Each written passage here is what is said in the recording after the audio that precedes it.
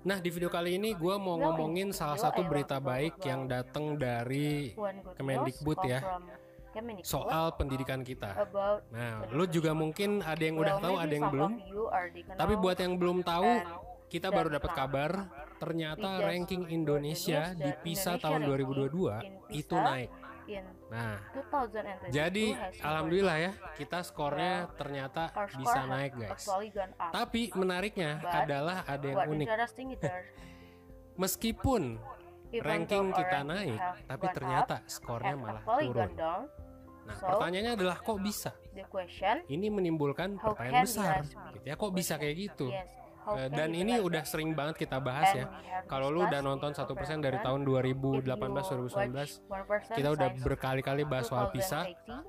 Alhamdulillah setelah turun-turun terus sekarang naik. Tapi pertanyaan besarnya adalah kenapa skornya turun? Apakah negara lain tuh tiba-tiba jadi lebih bodoh apa gimana gitu?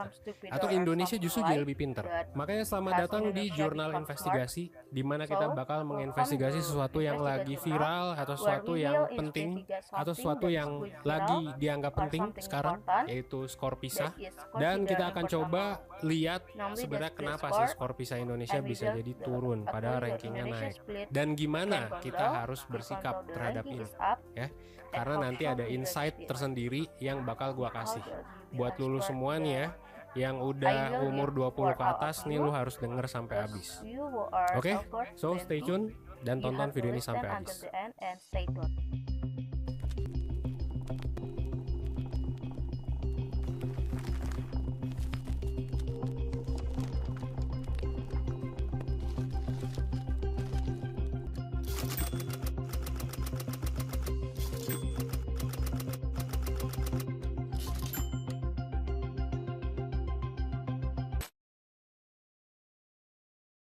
Well, sebenarnya kalau ngomongin bodoh ya kayaknya enggak sih ya. Jawaban simpelnya ya enggak.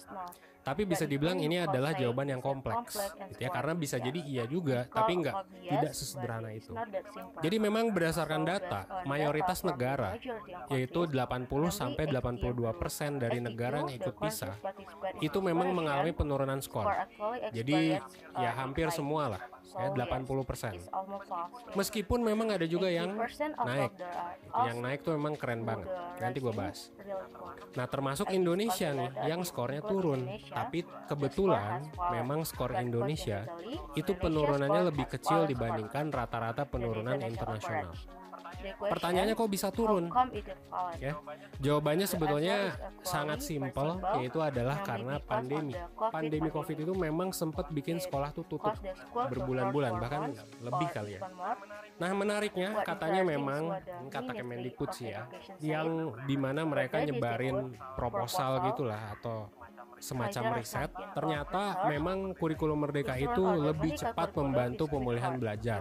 Dan ini dibandingin memang sama sekolah yang masih nerapin kurikulum 2013.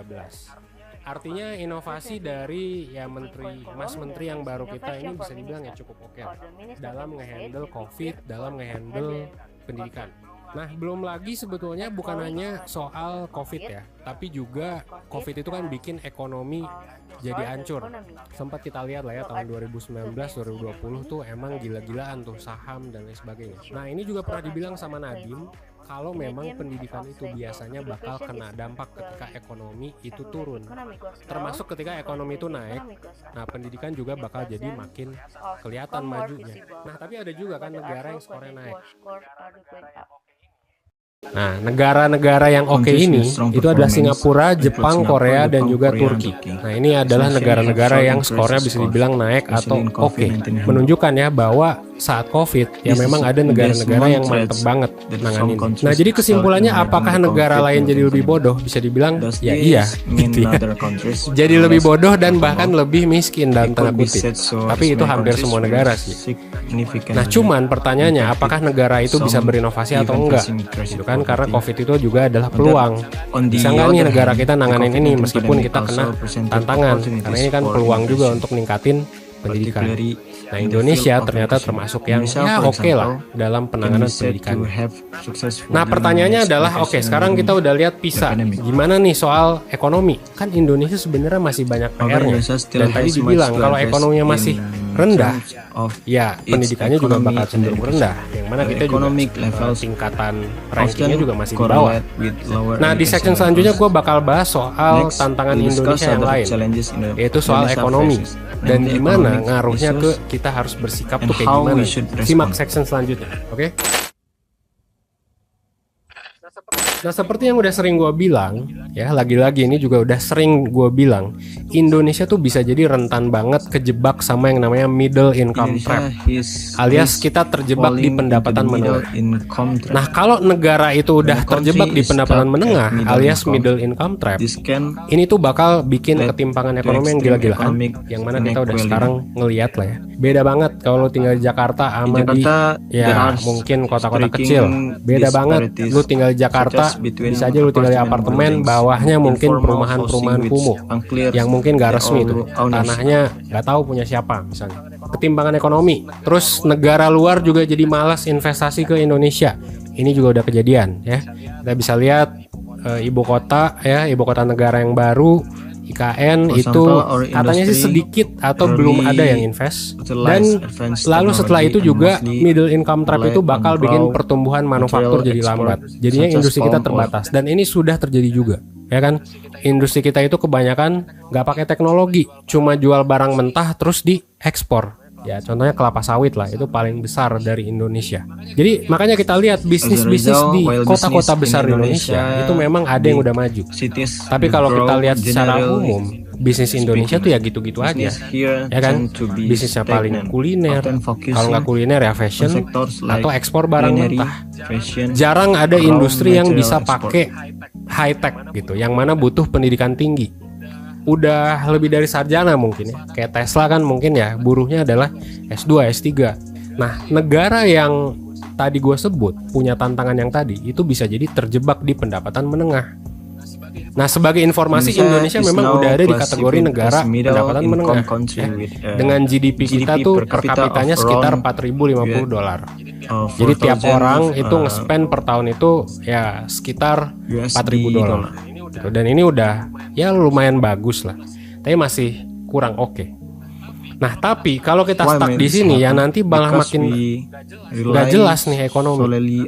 Kenapa nih kita bisa aja stuck? Kenapa kita bisa aja nggak jelas ekonominya? Ya karena kita cuma menang populasi doang sampai sekarang ya. Nah, yang jadi masalah kalau nggak ada perkembangan di pendidikan, nggak ada perkembangan di teknologi, nggak ada industrialisasi, nggak ada program pemerintah sekarang kan hilirisasi.